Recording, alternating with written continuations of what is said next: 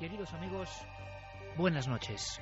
En la Radio del Misterio también tenemos nuestro particular clásico. Es decir, un evento, un acontecimiento que, al igual que en el deporte, concentra todas las miradas, todos los anhelos, todas las esperanzas, y que ocurre muy de vez en cuando. Pues bien, estamos relativamente cerca, próximos a esa fecha, 9 de junio, el clásico del misterio, Alerta OVNI 2012 en Milenio 3. Y es que hay cosas que evidentemente son un clásico. Todo comenzó en 1979, Antonio José Alés, el maestro de las alertas OVNI, después muchísimos compañeros, nosotros mismos, en el 2004, hace ya 8 años. Y ha llegado el momento. El año es simbólico, la temporada, sin duda a nivel personal, la mejor de nuestras vidas, por muchos motivos, por uno en principal. Pero lo que está muy claro es que los medios que tenemos hoy en día, y sobre todo el entusiasmo, van a hacer de esa noche del 9 de junio algo alquímico, porque veréis, es como desempolvar las antiguas emociones, el latido cósmico, algo quijotesco, perseguir ovnis, desde luego, pero ¿cuántas decenas de miles de cámaras, de ojos electrónicos y de ojos humanos lograremos congregar? ¿Cuántos estáis dispuestos a participar en esta experiencia única e inolvidable? Da igual tu región. Habrá en muchos puntos amigos de este programa, amigos de toda la vida, amigos que con el mismo entusiasmo, la misma pasión, la misma forma de sentir las cosas, estarán en algunos lugares, cerca del mar, cerca de la campiña, cerca de la llanura, en las montañas, y en esos lugares podréis acudir, siempre con el respeto, siempre con ese anhelo, siempre con la forma de ser que habéis demostrado a lo largo de 10 años. ¿Qué mejor forma, amigos, pienso yo, de celebrar eso? Una década en la radio ininterrumpida, todos los fines de mi semana con vosotros, una larga labor, y os queremos agradecer toda esa compañía. ¿Y cuál es el clásico? ¿Cuál es la forma? ¿Cuál es la manera? Pues una alerta OVNI. A mí me parecía algo, sinceramente, que quizá ya, haciéndolo una vez, ¿para qué repetir? Y pasaban los años, y la gente nos decía, Iker, ¿cuándo una alerta OVNI? Pues quizás sea el momento, pero va a ser, os lo aseguro, todavía mucho más auténtica. ¿Y por qué va a ser más auténtica? Pues muy sencillo, imaginaos que cualquier persona, por ejemplo, Enrique Chazarra, que estará en el balcón de La Rioja, en el puerto de Herrera, en Álava, observa algo, con la gente que está allí. Ese algo se puede grabar directamente con el móvil. Ese algo podemos recibirlo en tiempo real. En nuestra sede central de datos, diremos el lugar, en nuestra sede central de datos, nosotros iremos rebotando toda esa información. Y los tentáculos del mundo, los tentáculos de la red, la radio, la red y las redes sociales unidas, emitirán y harán eco de esa información. Podremos veros de alguna forma en esos lugares. Podremos saber cómo está la noche en ciertos sitios. Podremos comprobar con nuestros ojos en un experimento multimedia, yo creo que jamás realizado, si hay un planeta, un satélite que nos confunde, y podremos corroborar los datos. Y podremos, si hay algo anómalo, observarlo. Porque esa noche del 9 de junio, decenas de miles de cámaras digitales, porque la diferencia es que hoy uno es una central informativa y puede enviar esa información, decenas, ¿por qué no cientos de miles de cámaras digitales estarán vigilando los cielos de todo el espacio? Si hay algo más allá de lo físico, lo tangible y lo explicable, si esas señales pueden darse, es la noche ideal, la noche perfecta, la noche en la que más vigilantes va a haber, con los medios nunca soñados, con la posibilidad de intercambiar toda esa información en tiempo real, de cotejarla entre todos. Va a ser la alerta más común que nunca. Vamos a investigar de verdad a fondo, vamos a hacerlo entre todos. Y me diréis, ¿y dónde puedo acudir? Pues muy bien, si tú estás dispuesto, amigo o amiga de Milenio 3, tenga la edad que tengas, con tal de que poseas esa ilusión que no se haya marchitado en ti, vamos a ir dando punto por punto en las redes sociales. Toda la información la tenéis en ikerjimenez.com, como siempre. Guillermo León al mando del mundo digital. Vamos a ir dando los puntos donde esos amigos van a estar de vigilancia. Esos puestos avanzados, esos puestos de corresponsalía donde podéis acudir. Pero también, por supuesto, desde cualquier otro rincón, si no podéis ir a estos sitios, podéis hacer vuestra propia alerta OVNI. Prismáticos preparados, móvil preparado y posibilidad de ponerse en contacto con nosotros de inmediato, por un mensaje, por un mail, por un muro de Facebook, claro que sí. Lugares importantes, los damos ahora mismo. Es la primera información sobre la alerta OVNI, alerta mundial OVNI en la SER 2000. Puntos de encuentro, vamos a llamarlos así. Red de corresponsales amigos. Atención, por favor, tomad nota. Enrique Chazarra estará en la zona de Álava. Todos los lugares que se han elegido son especiales. Todos los lugares tienen una historia, Todos los lugares tienen un porqué, no son cualquier lugar. Puerto de Herrera, madre mía, ahí estaba yo con 14 años buscando ovnis. Puerto de Herrera, Álava, sé que Javier Sierra también andaba por ahí. Allí estará Enrique Chazarra. Alberto Cerezuela estará en la zona del Cañarete, en Almería.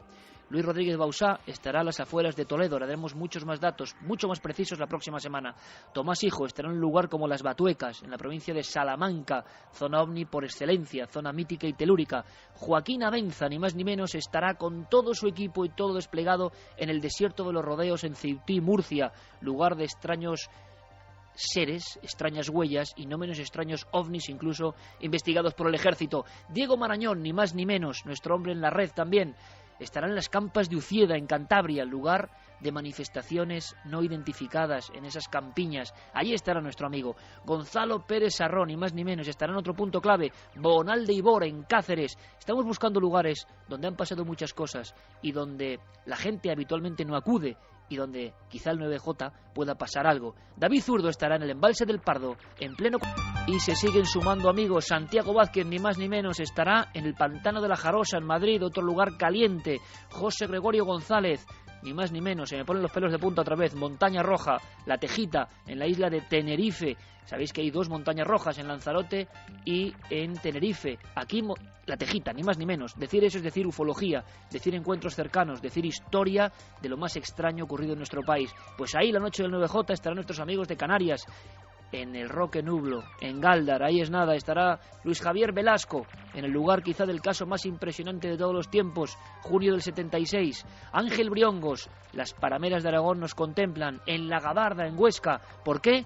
Porque han pasado cosas y hay que estar cerca, con muchas cámaras y mucho entusiasmo. Pepe Ortiz, en la zona de Utrera, Morón de la Frontera, Sevilla, en un entorno muy peculiar, donde han pasado también cosas y donde podéis contar con él. José Luis Hermida, en otro lugar dentro del Aljarafe sevillano. Y Chema Font, en la zona de Sóller, La Tramontana, en Mallorca, otro lugar de encuentros con lo extraño. Son solo los primeros 15 compañeros, 15 amigos, pero habrá muchísimos más por todo el mundo. ¿Queréis participar?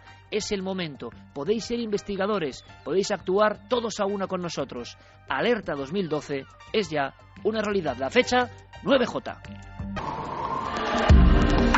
Nunca antes habías estado tan cerca de lo desconocido. Milenio 3, Cadena SER. Recuerdo con mucha emoción, y es inevitable, una portada del Heraldo de Aragón después de la experiencia que hicimos en 2004. Un niño con un telescopio en mitad de los Monegros. Abajo, en el titular, magnífico por parte de estos compañeros de Aragón, decía: él también es un cazador de ovnis.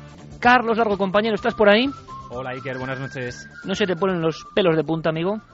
Tengo unas ganas tremendas ya de que llegue el 9J. Claro que sí. Vamos a dar días de contacto, no solo para empezar ya nuestra investigación, sino para que tengan muy claro todos nuestros amigos y amigas del programa, de cualquier rincón del mundo, que Fermín Agustí, que Carlos Largo, que Guillermo León, que Diego Marañón, que Javier Sierra, Santi Camacho, Javier Pérez Campos, todo el mundo está trabajando, recopilando ya información, y que nadie tiene por qué quedarse fuera, sea la edad que sea, el lugar que sea, el rincón donde uno esté. Todo el mundo, a su manera, puede participar, incluso hasta los que no tengan un trozo de cielo. ¿Por qué? Porque pueden ayudarnos, pueden darnos ideas, pueden opinar sobre lo que está ocurriendo. Lo importante es que seamos muchos y estemos juntos con un mismo latido. Vías de contacto para cualquier persona, Carlos, desde ya, desde hoy, que quiere informarse, que quiera saber algo más, que quiera estar atento a la alerta OVNI 9 de junio. Desde luego que sí, Iker. Nuestro compañero Guillermo León ya está colgando información a través de esas vías de contacto, la página web de referencia ikerjimenez.com y por supuesto también las redes sociales, en Facebook, en Twitter y en Google+. Es muy sencillo, para toda aquella persona que quiera colaborar con nosotros y participar en la gran alerta del 2012 en la cadena SER, se tiene que meter en ikerjimenez.com y nos puede escribir al siguiente correo. Lo repito 2 veces despacito para que la gente lo pueda recoger. Alerta 2012 con número @ikerjimenez.com. Alerta 2012 con número @ikerjimenez.com. Y como te decía también, Iker, en las redes sociales también iremos colgando información poquito a poco según vaya llegando los datos. Y por supuesto en Twitter también hemos creado un hashtag que la gente ya puede ir escribiendo también. Hashtag para todo el mundo que no esté familiarizado. Es un tema en el que vamos a debatir y colgar información, por supuesto. Y ese hashtag es una almohadilla AO 2012 con número. almohadilla AO 2012 con número. De alerta OVNI. Eso va a ser el código AO 2012, no está nada mal.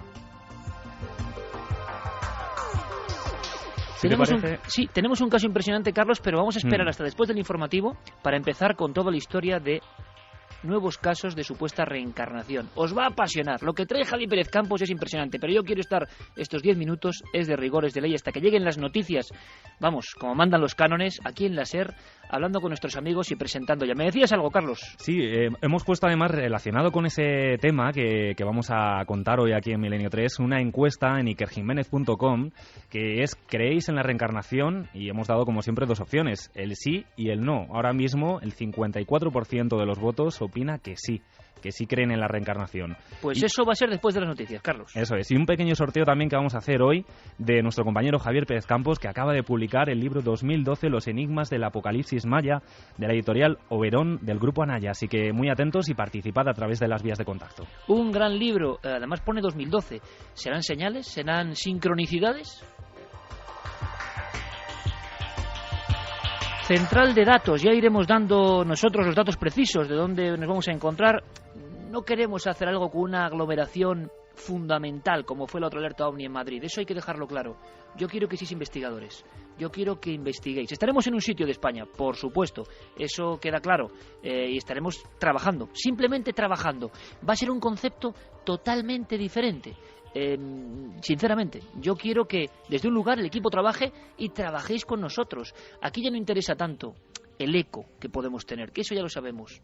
Puede quedar pretencioso, pero ya sabemos qué es este programa y sobre todo sabemos quiénes sois y la fe que tenéis en este tipo de experimentos. Ya nos lo demostrasteis. Bien, no es tanto eso, sino de verdad investigar, sino de verdad que seamos muchísimos y que tengamos la máxima información posible.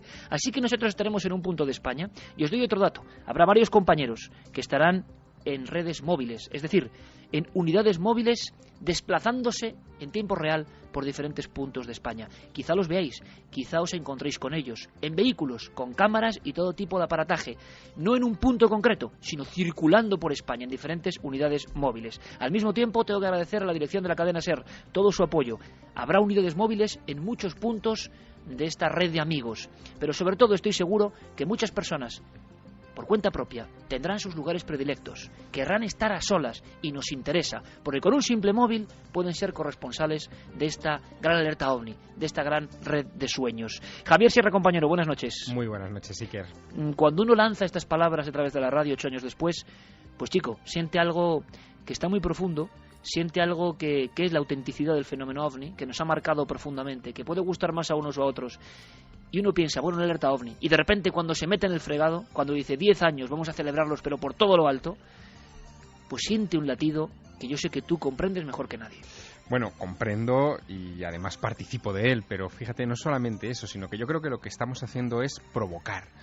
Provocamos a los que nunca han vivido una alerta OVNI, que también los hay y que van a tener la primera ocasión en su vida de coordinarse con miles de personas en todas partes del mundo para vigilar los cielos, y provocar también a aquellos que han vivido otras alertas, que han sentido esa emoción de encontrarse de repente lejos de la civilización, debajo del mayor espectáculo que existe, que es el universo, y poder sintonizar con él. Lo de menos va a ser si vemos o no vemos cosas en el cielo. Lo demás va a ser que vamos a poder poner los ojos en el infinito, Iker. Madre mía, cuando lancemos con toda la fuerza del mundo, con miles de personas unidas, estas músicas, por ejemplo, hacia el espacio, como una llamada, sin ningún rubor, porque yo creo absolutamente en el fenómeno OVNI, creo que existe, no sé bien qué es, pero creo que existe y que es capaz de cambiar vidas, y encima para bien. Y ojalá haya muchos niños que se emocionen con el tema, que deriven hacia la astronomía, o no, o hacia la ufología, o hacia ver la naturaleza, y sobre todo nunca olviden esa noche con sus padres, sus amigos. Yo sé de unos cuantos niños que van a vivir esta experiencia especial. sí, de verdad que sí. Santiago Camacho, comandante, ¿cómo estás? Buenas noches, Iker. Pues emocionado y a la expectativa de toda esta operación, de este inmenso operativo que vamos a poner en marcha, porque, como muy bien has dicho, va a ser por primera vez un acontecimiento que ha sido una noche de los transistores durante décadas, pero esta vez va a ser distinto. Esta vez va a ser una noche de los transistores, va a ser una noche de los ordenadores, va a ser una noche de los teléfonos móviles, de las cámaras digitales, de las redes sociales. Y la verdad es que la magnitud del experimento es completamente inédita. Vamos a tener la oportunidad de tener información a tiempo real de todo el mundo, en todo el mundo. Y bueno, la verdad es que la ilusión de ver qué sale, qué resulta de todo esto, simplemente ya como experimento de comunicación, independientemente de que veamos o no veamos algo, de que suceda o no suceda, ¿qué sucederá? Yo estoy convencido.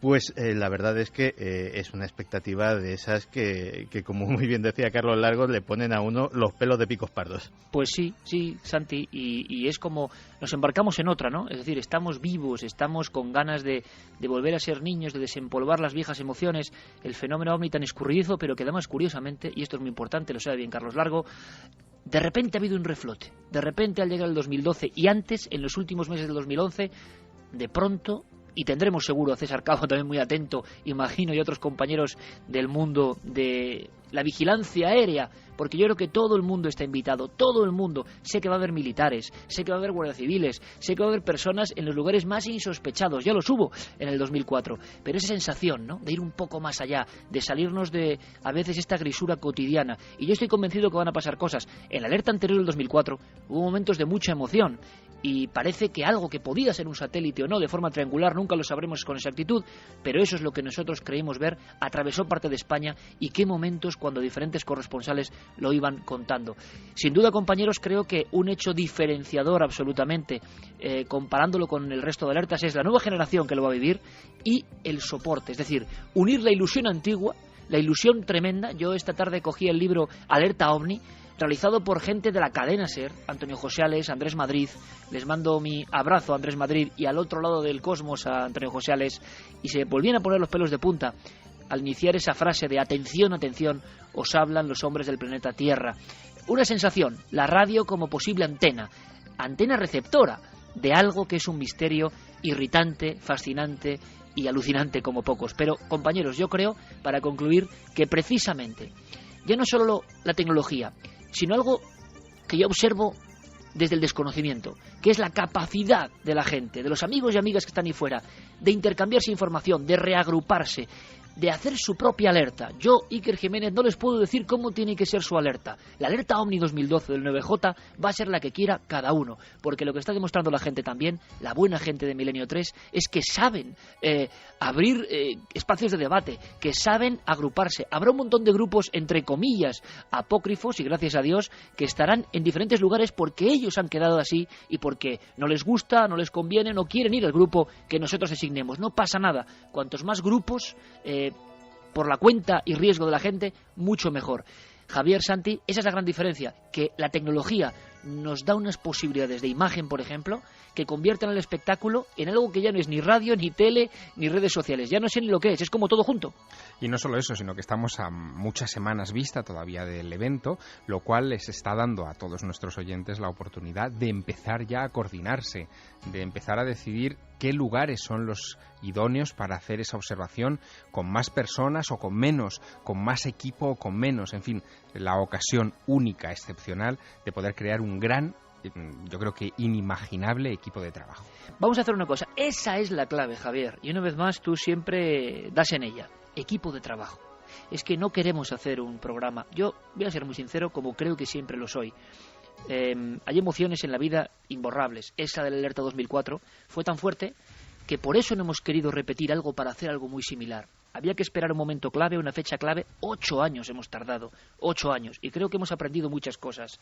La técnica es mejor, el equipo está a tope, la gente que congregamos todo esto creo que somos como una familia, fuera y dentro de los micrófonos, y hay muchas ganas, pero había que hacerlo en el momento exacto. Y yo pienso que tú has dado la clave, y esa va a ser una clave diferenciadora. No queremos hacer un programa para que se nos oiga más, os lo aseguro, para tener solamente un eco, ¿cómo decirlo?, publicitario, porque nos impresionó hasta dónde llegó, ¿no?, a nivel de cifras, de datos, la alerta OVNI. No. Javier Sierra acaba de dar la clave, que yo he mencionado con mis compañeros en alguna ocasión. Equipo de trabajo. Nosotros tenemos la punta de un iceberg, pero el iceberg es todo, miles de personas, trabajando de verdad. Vamos a investigar. Quizá para algunos el programa pueda ser más aburrido o no. Me da exactamente igual, porque lo que quiero es investigar esa noche, a tumba abierta, con los medios que tengamos. No importa tanto lo que se emita, que por supuesto, cadenaser.com y ikerjimenez.com darán el espectáculo en streaming. ¿Os imagináis? Con vuestros vídeos, con vuestras fotografías en tiempo real. Eso es algo increíble, eso nunca ha pasado. Pero lo que queremos es investigar si existen los ovnis y si les da a la inteligencia que hay detrás de los ovnis por pasar cerca de nuestro planeta, de nuestros ríos, de nuestros mares, de nuestras playas, de nuestros campos, hay más oportunidades que nunca de pillarlos infraganti. Y eso yo creo que es absolutamente mágico. Comenzamos nuestro repaso semanal por la información del misterio en el Museo Arqueológico Nacional de Madrid, donde dentro de poco se podrá ver la momia de un sacerdote de Imhotep. Esther Pons, del museo, nos cuenta quién era este personaje. En este caso, esta momia es la de el sacerdote Nespamedu, que fue, esta momia entró en el Museo Arqueológico en el año 1925. Es una momia, de una persona que tiene alrededor de unos 55 años, 60 más o menos, y está cubierta por varias capas de lino y decorada con cartonajes. En principio son 5, un cartonaje dorado, policromado y dorado. Y lo que hemos hecho es llevarla al Instituto de Restauración. La restauración ha consistido en la limpieza mediante aspiración, el reintegrado de las roturas y el consolidado de las vendas y el sudario, además de la cobertura de las zonas más deterioradas con tul de seda. El cuerpo del sacerdote fue vendado y recubierto con cera de abeja y resinas aplicadas en caliente, y se sabe que con las manos, ya que se conservan algunas huellas en la superficie. ¿Pero en qué época vivió y cómo llegó hasta el Museo Arqueológico? Vivió en época tolemaica, más o menos sería entre el 332 y el 30 antes de Cristo, y había sido encontrada en Saqqara, aunque exactamente no se sabe en qué lugar de Saqqara. Y la de 1925, don Ignacio Bauer al Museo Arqueológico Nacional. Y miramos hacia el espacio porque la sonda Cassini nos ha traído sorpresas esta semana. Los astrónomos se quedaron de piedra al ver una imagen de Pan, una de las muchas lunas que orbitan alrededor de Saturno. Hasta ahora no había podido ser fotografiada, ya que estaba oculta dentro de los anillos del planeta, pero lo que más ha sorprendido a los estudiosos es que su forma recuerda a la de un ovni. Junto con Atlas, otra luna de extrañas formas, miden apenas unos 20 kilómetros de polo a polo y tienen un extraño abultamiento en sus zonas ecuatoriales, lo que les confiere el extraño aspecto de platillo volante. Hace unos días la policía brasileña detuvo a 3 personas que habían secuestrado, asesinado y descuartizado a varias mujeres para después hacer empanadas con ellas. Las investigaciones comenzaron cuando utilizaron una tarjeta de crédito de una chica desaparecida. Al llegar a la vivienda de Jorge Negromonte se encontraron con un libro que había titulado Revelaciones de un escritor. La policía acabó en el patio y se encontró con los restos mortales de 2 mujeres, aunque se sospecha que acabaron con la vida de otras 5. Al parecer, pertenecen a una secta. Este trío de caníbales, un hombre y 2 mujeres, pertenecen a una secta denominada El Cartel, que se ha impuesto como misión purificar el mundo y reducir la población de personas malas. El trío de caníbales admitió haber captado a las mujeres con promesas de trabajo. Y en Grecia, un equipo de arqueólogos ha descubierto una parte desconocida de la corte Paladión de la antigua Grecia. En este lugar, que funcionó en Atenas desde el siglo IV a.C. hasta el periodo romano, juzgaban homicidios accidentales.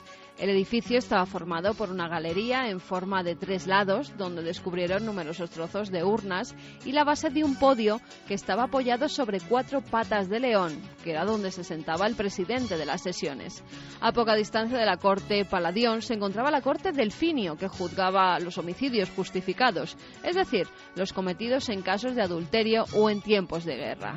Pero ¿cómo se realizaban aquellos juicios? Eugenio Gómez, que es arqueólogo y licenciado en Filología Clásica, nos lo cuenta. El sistema ateniense de juicios se basaba en una norma, que uno podía juzgar y ser juzgado, y por lo tanto los ciudadanos podían votar respecto a otros ciudadanos. Y eso lo hacían mediante unas urnas de piedra, en las que iban depositando votos, en general metálicos, que eran preparados para el sí o el no, 2 urnas paralelas en las que iban depositando los votos, los síes en un lado y los noes en otro, y luego se contabilizaban, por supuesto. Eso es muy interesante porque lo que se puede ver en Atenas ahora, que tienen en el Museo del Ágora, justo debajo de la Acrópolis, son los votos, hay una urna también, el sistema por el cual elegían a los jueces, pero ya no se puede ver en ningún sitio porque no hay un sitio, no hay un monumento antiguo en Atenas que pudiera recibir las visitas.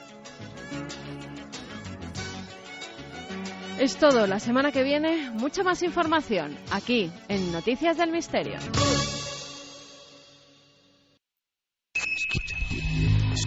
¿Quieres conocer la respuesta?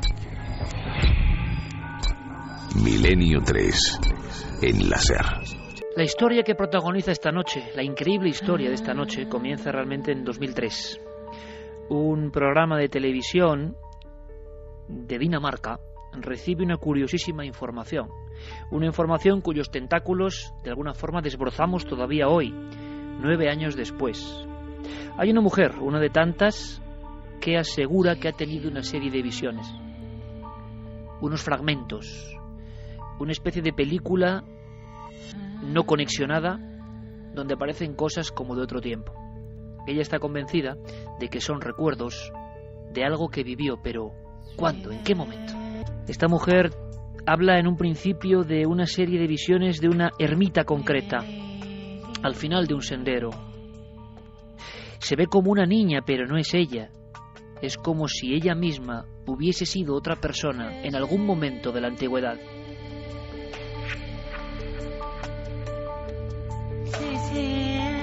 Las visiones de esta mujer son muy precisas, no son cosas difusas ni nebulosas, son claras como la piedra de un molino situado al lado de un río.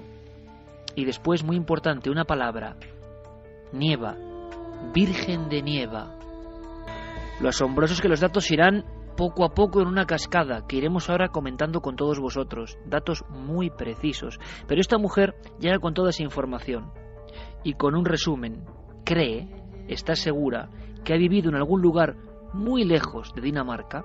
Podemos decir ahora que si la investigación es óptima, a unos 2.450 kilómetros de su pueblo natal, y sobre todo que toda la información que le está llegando, si es que se corrobora, primero es inaccesible, habla de hechos, de sucesos, habla de una aldea española, concretamente de La Rioja, y de 1850. Antes de que os comente muchas más cosas, Javier Pérez Campos acaba de llegar de este lugar y que tiene toda la información y que es una historia digna, vamos, de una serie, de una película, de lo que queráis poner, increíble. Todo empieza con esta historia en Dinamarca, un programa de televisión y alguien angustiado que da esta información. El equipo se pone a investigar. Al parecer el aceite, un molino, aceite, olivos, indicó que había que investigar por la zona de Andalucía. Pero ahí no estaba la clave. Los siguientes datos fueron mucho más precisos, pero nadie sabía ni tenía acceso, hablamos del 2003, a cosas tan precisas, tan concretas. ¿Era una broma? ¿Era una locura? ¿Era azar? ¿Era casualidad? ¿O esta mujer recordaba algo que era propio de otra vida? Quiero que escuchéis a esta mujer, a Jette Toft. Hemos hablado con ella, la hemos localizado en Dinamarca. La historia es sorprendente como pocas. En este corte, en la entrevista que le hace Javier Pérez Campos, da una información muy importante, una clave. Os pido casi lápiz y papel, porque hay un nombre, un apellido, nada común. Y lo da, y le viene en esas visiones tan precisas, en esa especie de sueños lúcidos. Escuchamos. Cuando estaba en la regresión, estaba convencida de que mi nombre, el primer nombre que me vino, fue María. Pero no quería decir María porque en mi pasado, en mi actual vida, cuando era pequeña, me solían decir que debería llamarme María. Así que cuando mi primer pensamiento durante la regresión es que mi nombre es María, pienso, no puede ser correcto.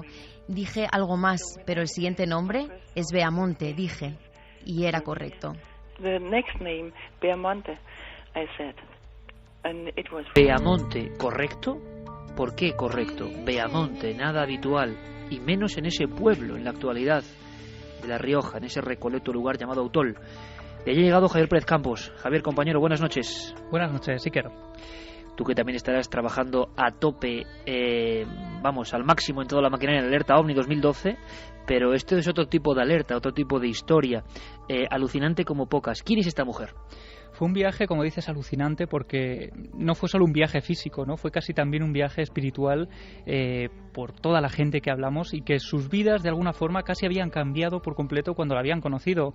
Con esta visita, ¿no? Porque sí. Esta mujer se traslada a este pueblo, pero nos vas a contar cómo. Primero, ella es una mujer normal, que tiene una vida normal y que tiene esa especie de visiones y se pone en contacto con este programa. Sí, es una mujer completamente normal que desde los 3 años, cuando ella tenía 3 años, empieza a tener una serie de recuerdos en su memoria que no debería tener porque son cosas que ella no ha vivido y tiene ahí como una especie de película que ha visto y cuyos fragmentos se han olvidado por el paso del tiempo. Esa es un poco la idea que ella nos ha transmitido esta noche durante la entrevista. Esta mujer nació en Dinamarca, Jette Toft, no tenía ningún contacto con el mundo espiritual, al menos reconocido, hasta que llega el programa Strix, del canal Strix, que es al estilo un poco Cuarto Milenio, ¿no? Y empiezan a hacer una serie de reportajes especiales para investigar el tema de la reencarnación. Y es entonces cuando ella decide ponerse a prueba y pensar, oye, pues quizá esta sea una posibilidad de investigar cuál es mi pasado y pueda tener algo que ver con esto. Quiero que imaginéis, Javi, si me permite la audiencia, una escena que me parece tremenda. Es cierto, y vamos a tener ahora al alcalde, al que fue alcalde del 2003 del pueblo, que yo creo que es un lujo contar con él, porque él vivió todos estos hechos, que no son una película, que ocurrieron de verdad.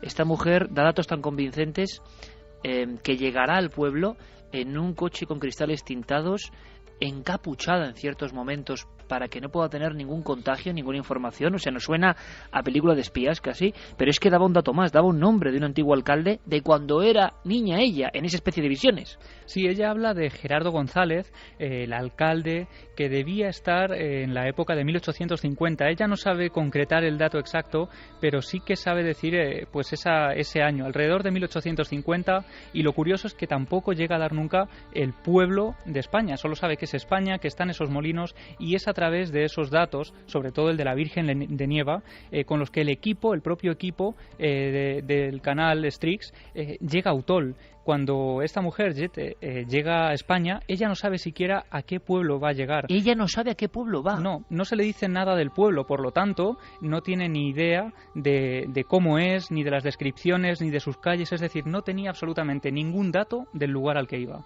Vamos a escuchar más momentos, más escenas, porque la escena tremenda es cuando acude con 5 personas de este equipo de televisión a ese pueblo que tiene todas las coordenadas de una larga investigación. Virgen de Nieva tiene algo que ver, el molino tiene algo que ver, tiene que ver un Gerardo González que efectivamente fue alcalde en esa época remota, pero claro, encima ella dio un nombre nada habitual, que a nadie le sonaba, Beamonte. Escuchamos de nuevo a esta mujer protagonista de esta historia sencillamente indefinible. Yo lo recordaba como en una pequeña película o algo así. Recordaba cosas del río, del paisaje, las iglesias y algunos nombres. Mi propio nombre, el nombre del alcalde y algo de cómo hacer aceite de oliva.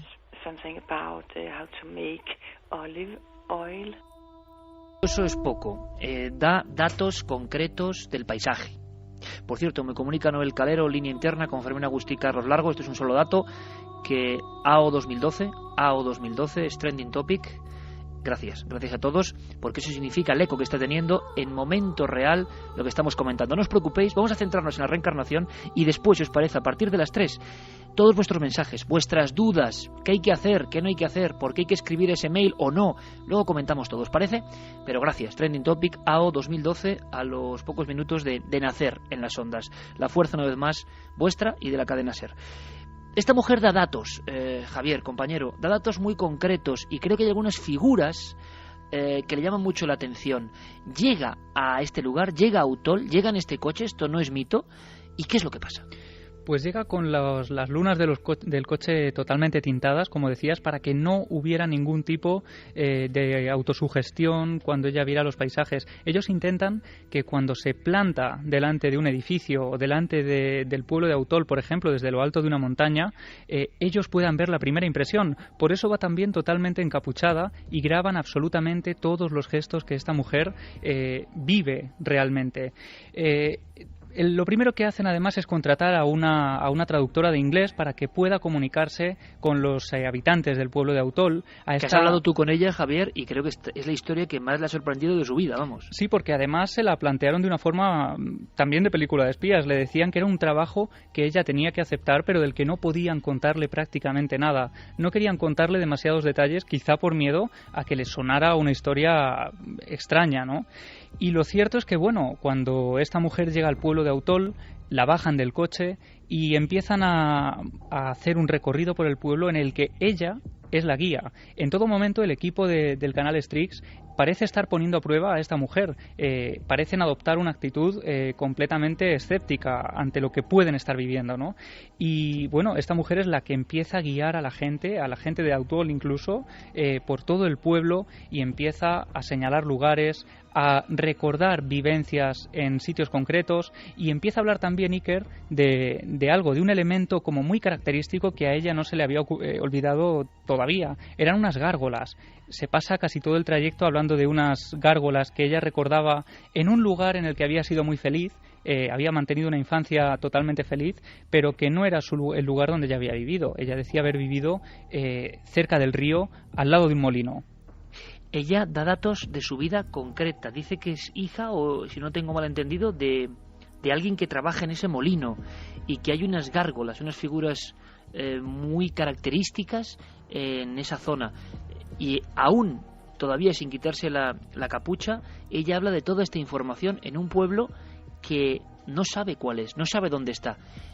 Hay un momento, Javier, en el que ella reconoce, se emociona y empieza a dar datos cada vez más concretos, más definidos, y como que siente que está en ese lugar de las visiones. Escuchamos otro documento sorprendente de esta mujer, Jettoft, de Dinamarca. Fue un sentimiento muy especial. Nunca he tenido un sentimiento así. Me sentía impresionada, conmovida, muy emocionada, afortunada, y a la vez las lágrimas caían de mis ojos. Fue muy extraño, y al mismo tiempo, cuando pude ver todo lo que había descrito en la entrevista, fue muy raro.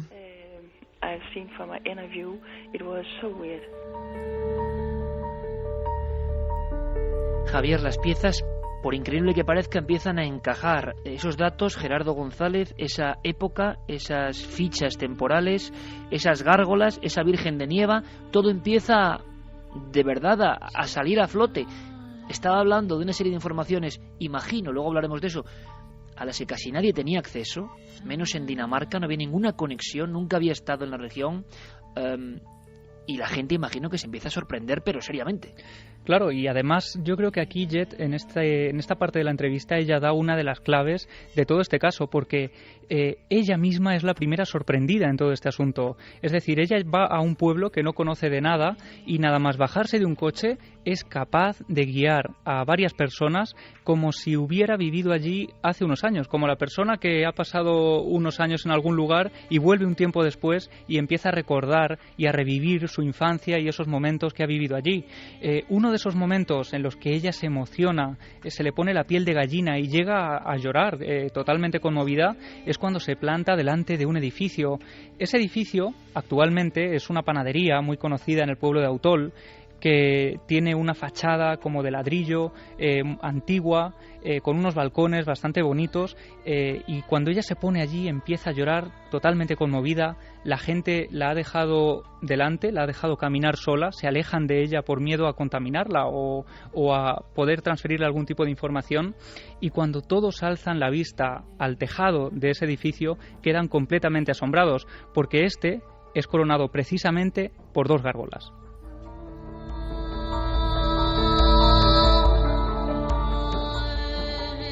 Imaginamos al archivero, al cronista, cuando corrobora y comprueba y busca que ese Gerardo González no es fantasía, Javier, sino que existe y era alcalde de Autol. Sí, eso es un trabajo que se realizó unas semanas después de que ella estuviera allí, porque no se pudo coordinar todo a la vez, como es lógico, y de pronto, cuando esos datos empiezan a salir a la luz, la gente se queda totalmente asombrada. El dato de Gerardo González, alcalde en 1850, es cuanto menos asombroso, pero es que hay muchos más, y tenemos aquí, encima de nuestra mesa, pues esos documentos oficiales e históricos que parecen corroborar una vez más la historia de esta mujer danesa que decía haber vivido en el pueblo de Autol. Y que daba un nombre muy concreto. Pero antes de saber más y antes de hablar incluso con Valentín Jiménez, que asistió de forma privilegiada a toda esta escena, que parece increíble, pero que es real, que ocurre, alguien a casi 3.000 kilómetros llegaba con una historia que ni siquiera imagino que los lugareños podían conocer, una historia de 150 años antes, pero ocurren cosas como edificios concretos, describir edificios como estaban antes y que luego, yendo a los archivos, resulta que estaban así. Escuchamos de nuevo a esta mujer del misterio, la señora Toft. Podía reconocer algunos de los olivos y cuando los tocaba los reconocía de cuando era pequeña y fue muy especial deslizar mi mano por el árbol y pensar: he hecho esto antes, en el mismo sitio y en el mismo árbol.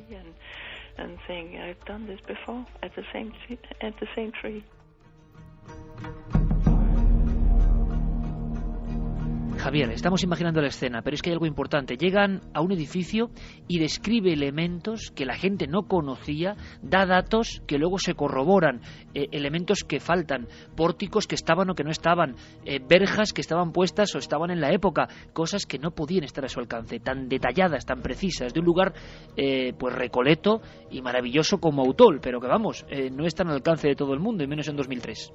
No, e incluso tenemos que decir, Iker, que en 2012, yo antes de salir de viaje hacia allá intenté conocer un poco más de la historia de este pueblo y tengo que decir que incluso hoy es complicado acceder a imágenes de todos los lugares y edificios de este pueblo. Por tanto, en 2003 debemos imaginar lo difícil que debió ser, más aún cuando no se sabía ni el lugar al que se iba. En este caso, ella tenemos que imaginarla otra vez encapuchada, bajando de nuevo de ese coche con las lunas tintadas, volviendo a ponerse delante de un lugar que ella no sabe cuál es, y volviendo a ponerse a prueba de alguna forma ante las cámaras de este programa y ante las gentes de este pueblo. Cuando de repente ella se baja la capucha, ve que tiene delante una ermita. Es la ermita de la Virgen de Nieva. Y este es un dato también bastante curioso, porque ella, antes de viajar a Autol, había hecho también una serie de dibujos de cosas que le habían venido a la cabeza. ¿Ella había dibujado previamente todo esto? Sí, ella había dibujado algunos edificios concretos.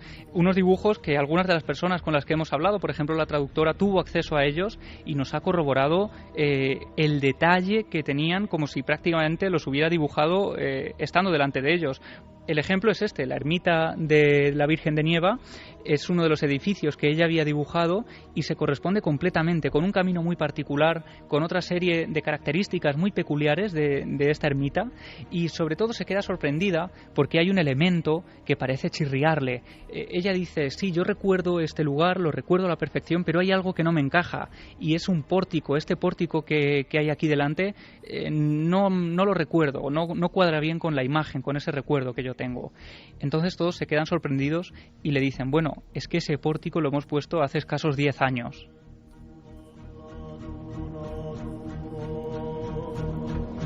Hay más elementos. Habla de infraestructura del pueblo, que no sabemos cómo podía conocer, que sepamos no hay ningún contacto, ningún espía desde Autol que le estuviese dando información. Tampoco era una historiadora que hubiese vagado por legajos y hubiese encontrado cosas que os van a sorprender tanto como las que vienen a continuación. Antes de eso, un detalle más. Ella, tan impresionada, llorando, creo que la escena es fuerte, o sea, la persona lo está viviendo profundamente, sea cual sea la verdad, y llega incluso a conectar con los más ancianos de Autol, personas que tenían un nexo, una conexión, quizá con aquellos tiempos que a ella le venían, en una población de Dinamarca, en el norte de Europa, a 2.500 kilómetros, como en retazos, como queriendo decirle algo. Escuchamos.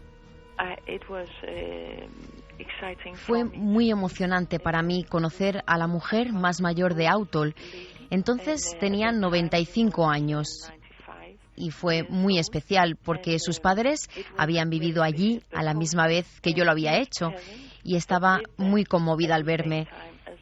Así que cogió mi mano y mirándonos a los ojos, con lágrimas en ellos, y cuando me iba, dijo en español: de hoy en adelante iré a la iglesia cada día.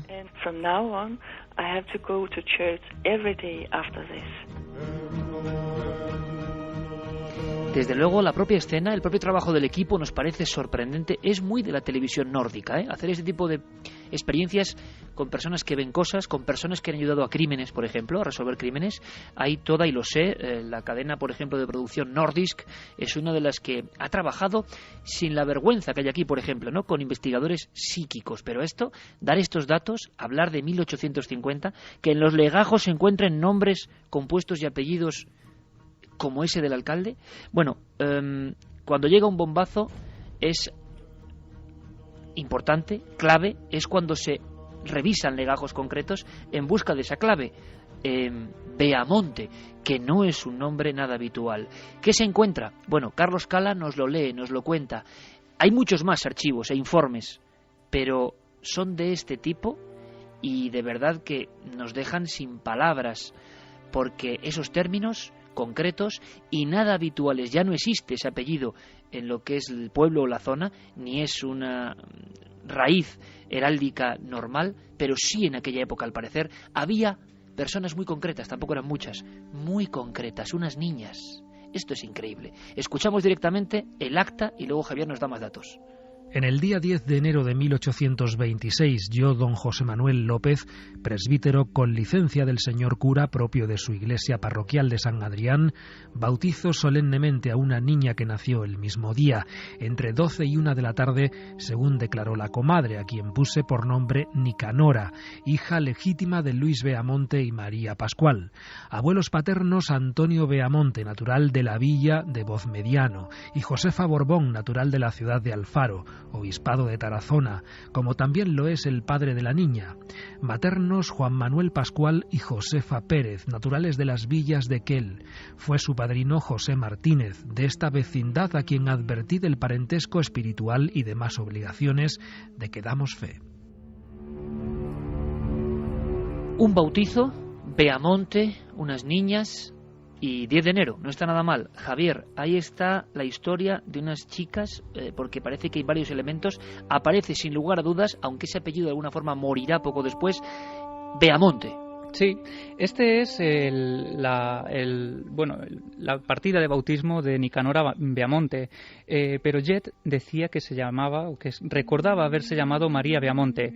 Lo sorprendente, Iker, cuando la gente, tenemos que imaginar en esos archivos parroquiales, investigando desde 1700 casi todas las partidas, una a una, hasta que llegan a esta, Nicanora Beamonte, les deja sorprendidos el apellido.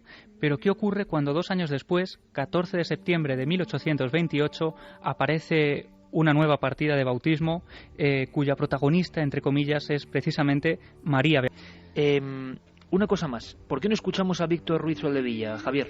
¿Quién es? Sí, Víctor Ruiz Soldevilla pues es un historiador, un cronista de la zona, con el que estuvimos hablando también durante bastantes minutos, porque él, como cronista del lugar, tuvo que corroborar muchos de los datos que dio Jet durante su visita a Utol. Por ejemplo, algunos más de ellos, y que nos parecen bastante curiosos, es cuando Jet habla de que, con la boca pequeña, ella dice que recuerda haber ido a la escuela solo los domingos. Es un dato que a ella incluso le sorprende, porque, bueno, es bastante extraño, ¿no? Lo normal es ir de lunes a viernes, digamos. Pero es que esta persona, Víctor Ruiz, es el que, después de investigar y mirar sus libros históricos de aquella época, descubre que precisamente en torno a 1850, pues todos los pequeños, los jóvenes del pueblo, solo podían ir al colegio los hijos de los más pudientes. En el caso de Jet, si hacemos caso a su versión, ella era hija de un molinero. Y ocurre algo muy curioso. Precisamente los domingos, que es los días en los que se daba catequesis, los sacerdotes aprovechaban para que esos niños más desfavorecidos o más humildes pudieran tener acceso a otro tipo de conocimientos, tipo matemáticas, lengua, historia, y es entonces cuando se aprovecha los domingos para dar clase también a esos niños más humildes. Escuchamos al cronista oficial de la zona. Beamonte, en principio, es un apellido que no existe en este pueblo ni en esta zona incluso, no es de aquí, ¿no?, originario. Entonces eso nos puso un poquitín sobre aviso, en el sentido de que aquello podía ser, digamos, una broma, por llamarlo de alguna manera, ¿no? Pero bueno, ¿cuál es nuestra sorpresa cuando comprobamos en el libro de bautismo del ayuntamiento, de la iglesia, comprobamos que efectivamente en el año 1826 figuraba, concretamente el 10 de enero del año 1826, figuraba que había nacido una niña que se llamaba Nicanora Beamonte. Y poco después, María Beamonte. En fin, con esto se hace una buena novela, ¿eh? Evidentemente, lo que pasa es que ha ocurrido de verdad. Y bueno, para protagonista de esto, Javier, compañero, y quiero agradecerle el enorme esfuerzo, imagino, 2:31 de la madrugada.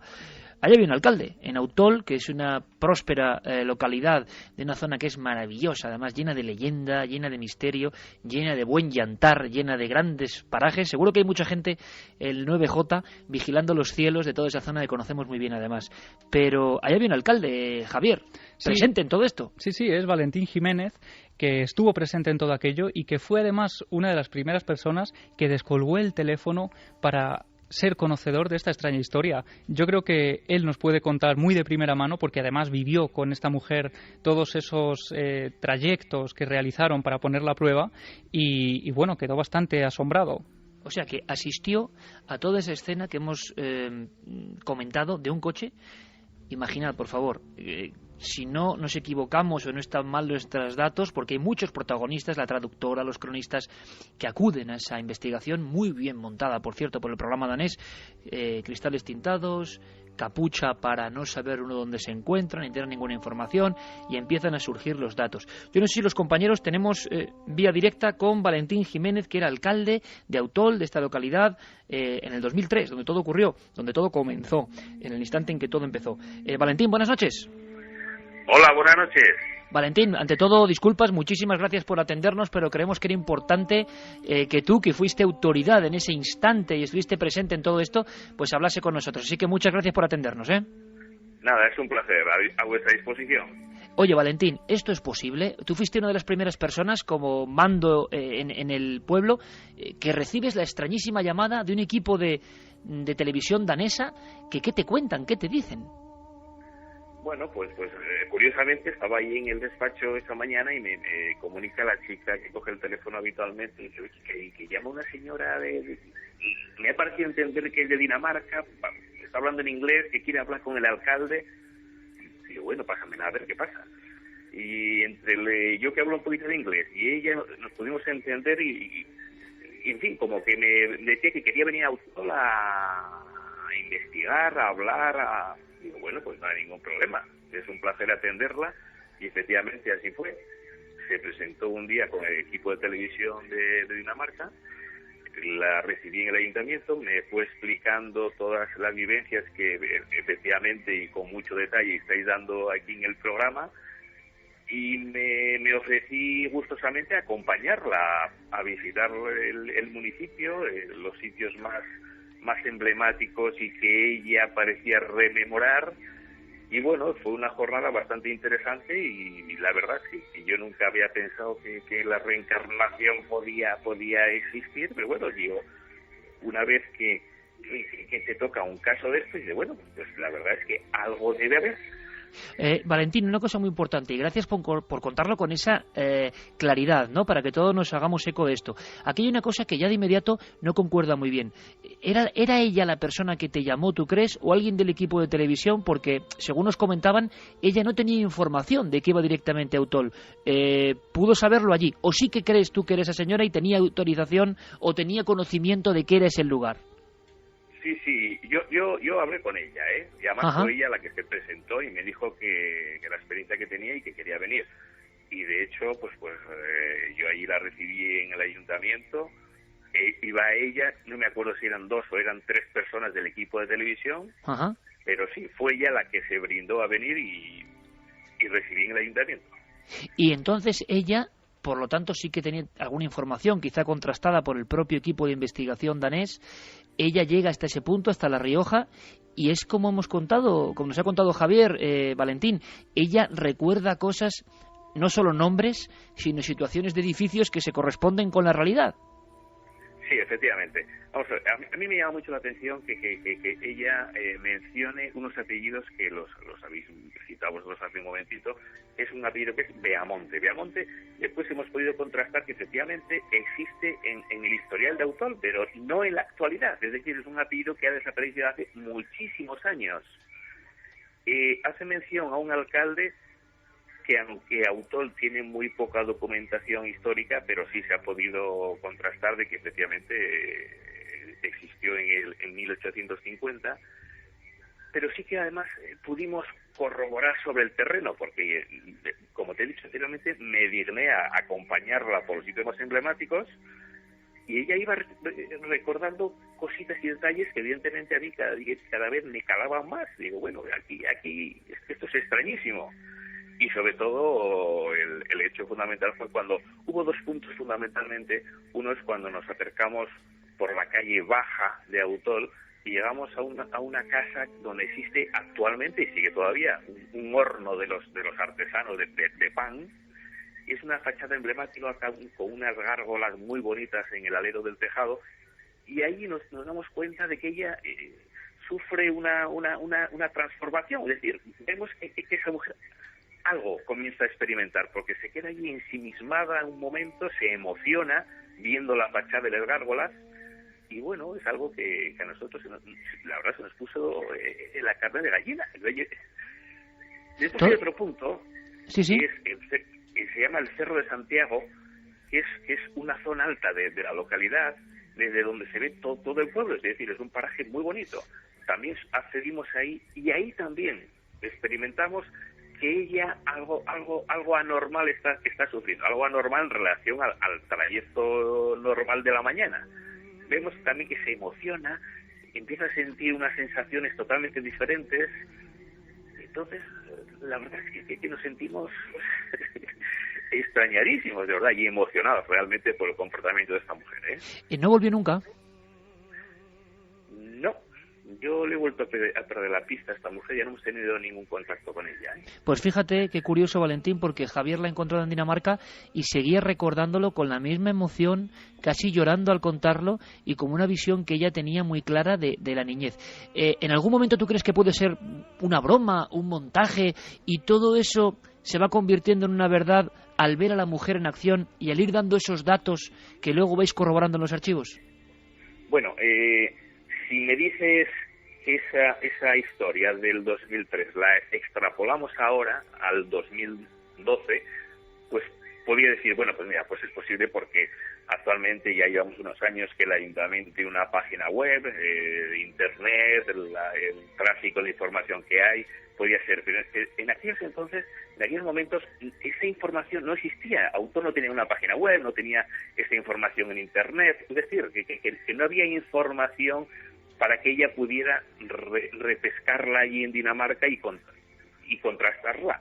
Es decir, que yo creo que aportó datos que eran significativos y que yo creo que ella no había tenido fuentes para poder recabarlos.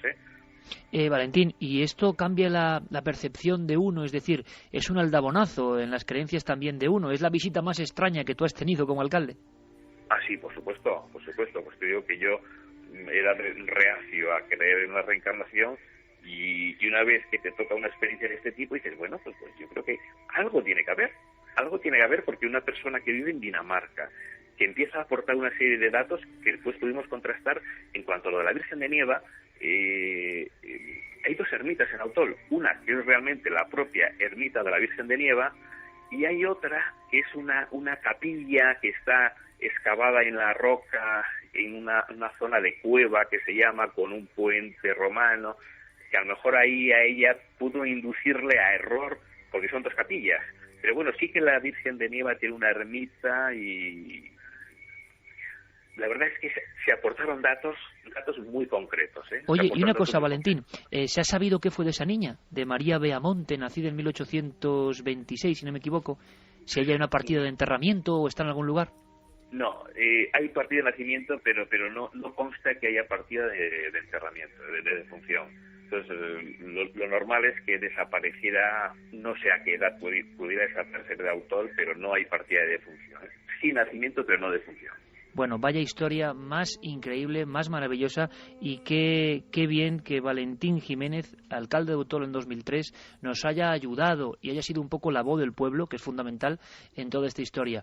Y seguramente nos veremos. Valentín, un abrazo muy fuerte, muchísimas gracias por atendernos estas horas en Milenio 3. Un abrazo para vosotros también y ha sido un placer. Ánimo. Igualmente, gracias. Adiós.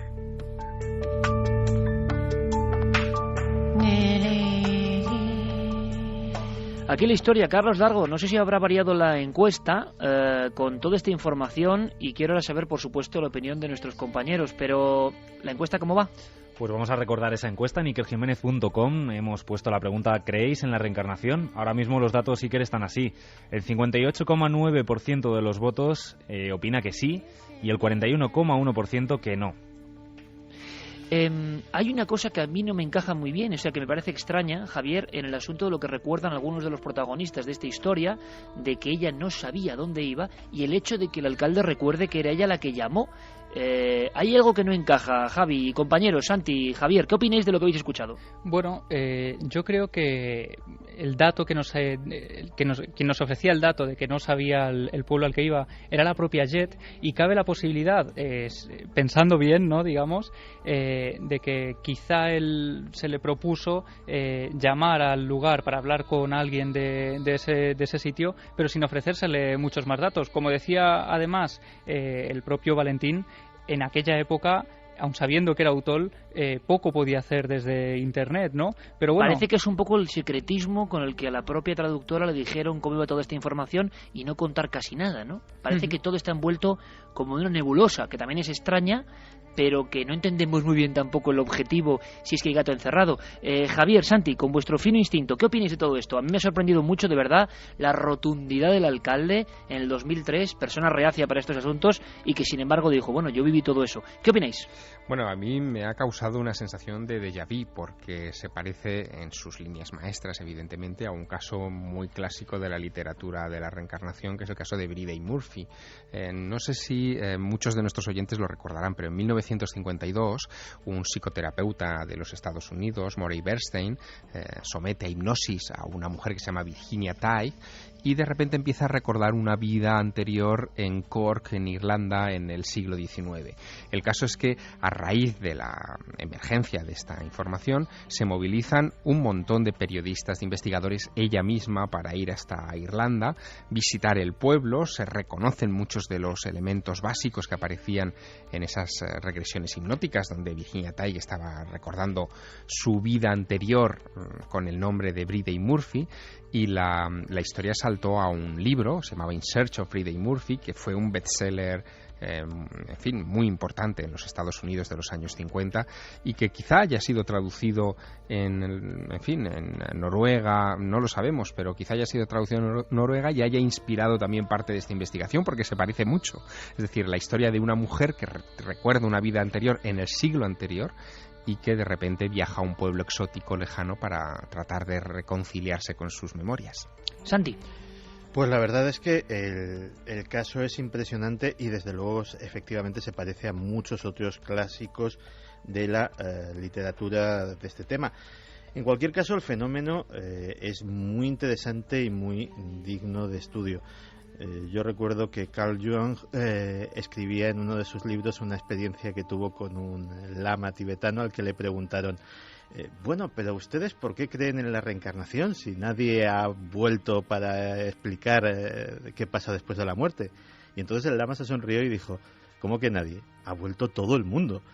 Pues en cierto sentido, lo único que nos podría chocar o que podría hacernos desconfiar de este caso es que se trate de una adulta, porque realmente los casos más impresionantes y hay miles estudiados, no estoy exagerando ni un poquito, miles de casos estudiados se producen precisamente entre niños de corta edad, niños entre los 2 y los 7 años, que también son capaces de dar un nivel de detalle de sus anteriores vidas que, en el caso precisamente de tratarse de criaturas absolutamente inocentes, es muy notable, y en los casos que se ha comprobado, pues absolutamente sorprendente.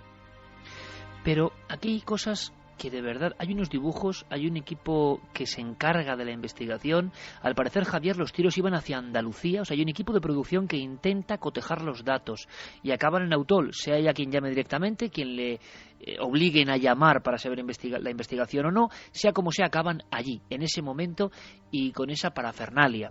Y van recuperando, digamos, retazos de la historia.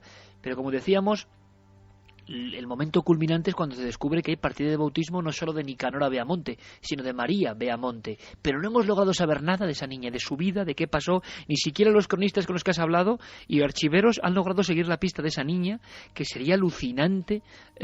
Claro, imagen es imposible, mediados del siglo XIX, pero sería alucinante saber algo más. Sí, ha sido una labor bastante importante la de la documentación que han hecho. Por ejemplo, Víctor Ruiz Soldevilla ha buscado también no solo a las niñas, sino a sus antepasados, a sus padres, a sus abuelos, y corrobora de casualidad una de esas sincronicidades. Tiempo después, Víctor se había olvidado de toda esta historia, y haciendo otras labores descubre un nombre, de nuevo ese Antonio Beamonte, en unos legajos donde se habla de que este hombre era un molinero de la zona. Antonio Beamonte era el abuelo paterno de estas dos niñas, María y Nicanora.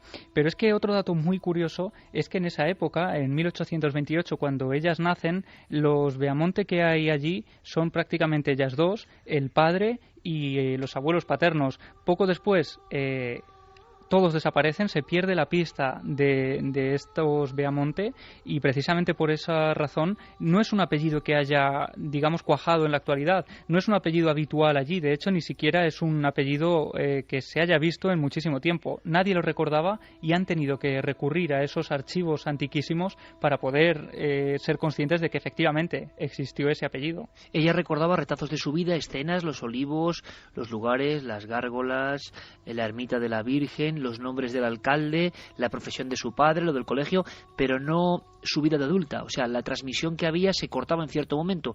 No se sabe por qué murió, dónde murió, si tuvo hijos, nada, ¿no? No se sabe absolutamente nada. Se ha buscado en esos legajos del pueblo, pero no ha aparecido nada. Es decir, se le pierde la pista muy pronto, no hay partida de defunción, no se sabe por qué emigra del pueblo, y bueno, Jet decía que María Beamonte, si realmente fue ella, había vivido durante bastantes años. Ella recordaba sobre todo su infancia, únicamente su infancia en el pueblo, al lado del río, que recordaba que era un río de aguas bastante frías, al lado de un molino, con esa humedad y poco más. Es decir, que ni ella ni los propios investigadores que han estado siguiendo a fondo el caso han podido saber más de estas dos niñas. ¿Y por qué Beamonte, no, con ese nombre? ¿Os imagináis, compañeros, que precisamente en Dinamarca siga la pista, que hay una especie de genealogía o transmisión por genealogía de esta historia, que esté reviviendo cosas de casi Javier a nivel genético de otras vidas? Porque de verdad me parece sorprendente, porque pensar en el otro ámbito, en el de la broma, bueno,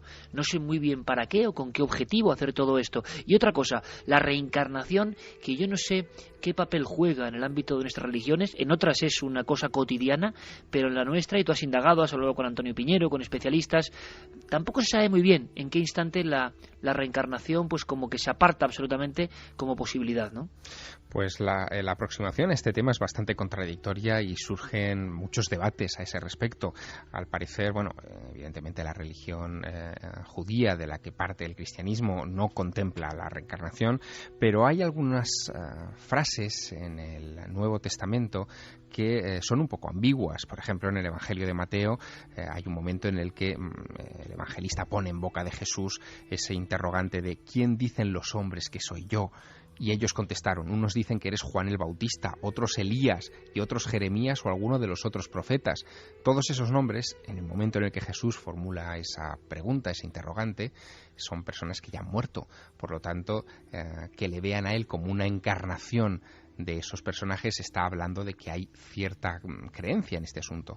Pero fíjate, le he preguntado, como tú muy bien decías, a Antonio Piñero a ese respecto, y sobre todo incidiendo en si los primeros cristianos, casi los compañeros de Jesús, creían o no en la reencarnación, y él ha hecho esta reflexión. Yo creo, sinceramente, que no aceptó la idea de la reencarnación en las primeras comunidades cristianas, y si es que pensamos en la constitución del cristianismo en los siglos I y II. Que yo sepa, el corpus, el cuerpo de literatura cristiana de constitución de los siglos I y II es relativamente limitado, y yo creo que lo conozco bien y no tengo ahora mismo en la mente absolutamente ni un solo texto claro en que ningún cristiano hasta bien entrado en los finales del siglo II, digamos hasta el 190 o el 200, defienda claramente la reencarnación. Lo único que se podría decir es: sí es posible que algunos luego considerados herejes, como los gnósticos, pudieran haber flirteado también. Bueno, pues yo que he hecho he editado los documentos gnósticos descubiertos en Ahmadi, que he hecho un índice analítico de todo, digamos, las ideas gnósticas que se encuentran en esos documentos cristianos y judíos, pues realmente el papel de la reencarnación prácticamente no desempeña absolutamente ningún, función relevante. Hemos preguntado también a personas como Manuel Martín Loeches y nos han dicho, pues lo que ya esperábamos. En el ámbito del cerebro y la ciencia esto es imposible, es un fallo del sistema, un error del sistema. Pero ¿por qué el error del sistema puede tener tanta precisión, tanto azar? Sin embargo, como siempre en otros países hay personas, algunos fallecidos ya, que dedicaron su vida a investigar desde el ámbito casi científico o científico, no lo sé, Santiago, este tipo de casos de niños y personas que daban datos concretos que luego se corroboraban.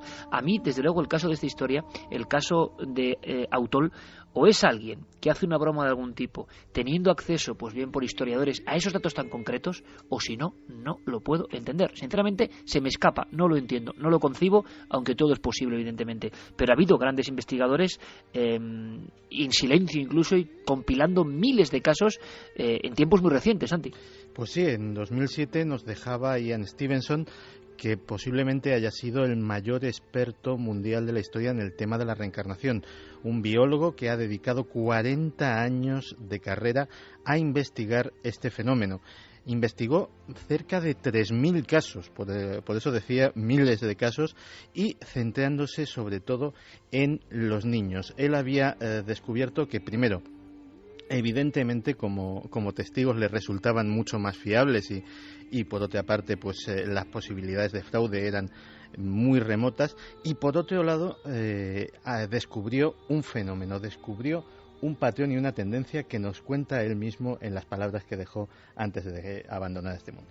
Bueno, desde el punto de vista científico sería absolutamente imposible, porque no se asume que haya habido vidas pasadas, entonces no habría. No, esta no es la información, este es Manuel Martín Loeches, sí, otro científico, otro investigador. Yo resumía más o menos lo que nos había contado, porque era muy sencillo y todo el mundo lo va a entender, que son simplemente errores neuronales que provocan esas imágenes y que están más cerca de lo patológico. No sé si tenemos ya las palabras de Stevenson. Individualmente los casos de estos niños pequeños no parecen ser fuertes, pero cuando los miras como un conjunto, te muestran una cierta uniformidad, una edad muy temprana y la tendencia a olvidar cuando tienen 7 u 8 años.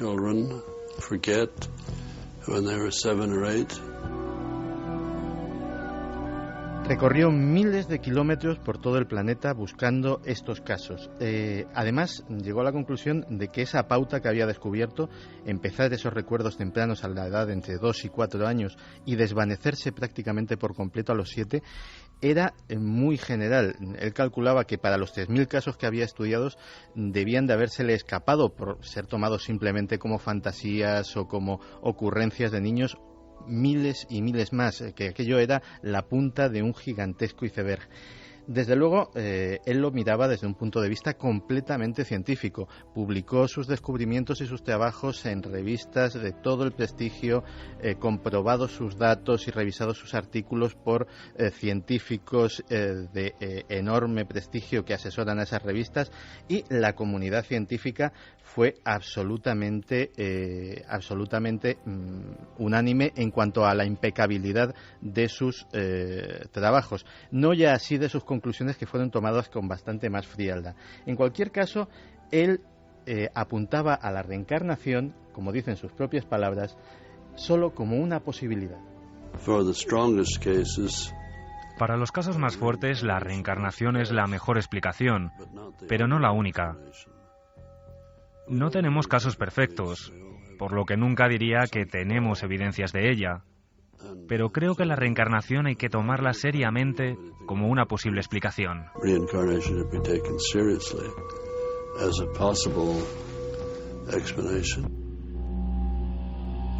Es muy curioso, Santi, porque hay una clave que vemos que pasa con otros muchos fenómenos, las visiones, eso de que se disuelvan las cosas a los 7 años. Parece, Javier, que es la barrera de los 7 años, la frontera, ¿no?, entre dos mundos, un mundo que desgraciadamente se contagia de racionalidad, de materialismo, de lo que es posible e imposible, y quizá hasta ese umbral todo es posible, y por eso la mente es receptiva, la mente conecta con otras cosas. Es lo que, en fin, en nuestra piel de toro llamamos el uso de razón, ¿no? Cuando un niño alcanza el uso de razón, parece que ya se desconecta de esa etapa anterior y se le borran muchos de esos recuerdos. Por eso resulta muy difícil rastrear o investigar este tipo de asuntos cuando no hay hipnosis regresiva de por medio, porque ese es el conducto, el mecanismo que se utiliza para los adultos. Cuando alguien quiere recordar una vida pasada, se utiliza la hipnosis regresiva, y así nos hemos encontrado con situaciones, en fin, tan alucinantes como la de Raymond Moody, que es, en fin,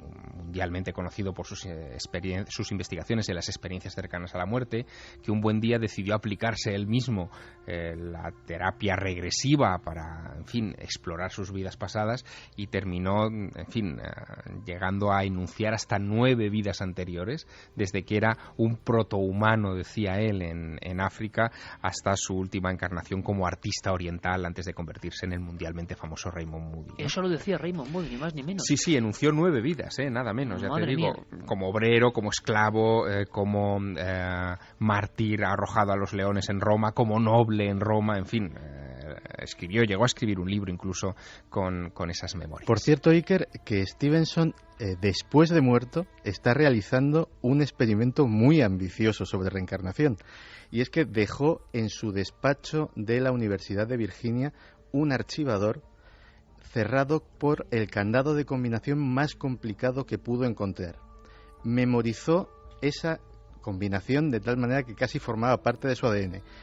Y dijo, si tengo razón, algún día alguien volverá, un niño, un joven, y abrirá a la primera este cajón.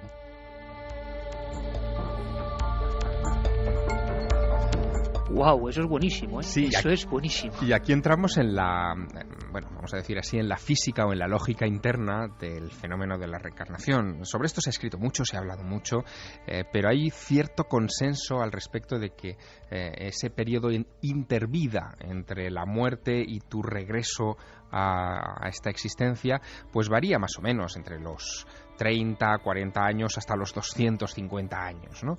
Muchos vuelven al cabo de ese poco periodo de tiempo, y eso permite, por lo tanto, una investigación más cercana. Fíjate, hay una experiencia que no me resisto a compartir con vosotros porque es casi también novelesca. Un miembro del Departamento de la Policía Científica de Curitiba, en Brasil, que se llama João Alberto Fiorini, en fin, él trabaja con huellas dactilares. Él se encontró con un tema increíble, ¿no? En la literatura espiritista descubre un caso del año 35 de una niña que bueno, tiene recuerdos de una vida anterior. Y, Javier, sí. Vamos a hacer una cosa, vamos a contarlo después porque si no va a ser imposible. Estamos en el umbral y estoy seguro que la historia es fantástica, como no puede ser de otra forma. ¿Te parece? Perfecto. Os pido unos minutos a los tres, por favor, porque además tenemos toda la información del tema reencarnación. Quiero que nos digan nuestros oyentes qué piensan y, por supuesto, hay que responder primeras dudas de la alerta 2012. Primeros datos y quiero que estéis conmigo en ese umbral. Y luego alguna que otra sorpresa mayúscula. Ya os lo contamos a la vuelta, después de los informativos, muchas más cosas en Milenio 3. Ya sabéis, la alerta 2012, AO 2012. Guillermo pone la O como el símbolo de la Tierra que llama a otros mundos, ya en marcha, 9 de junio.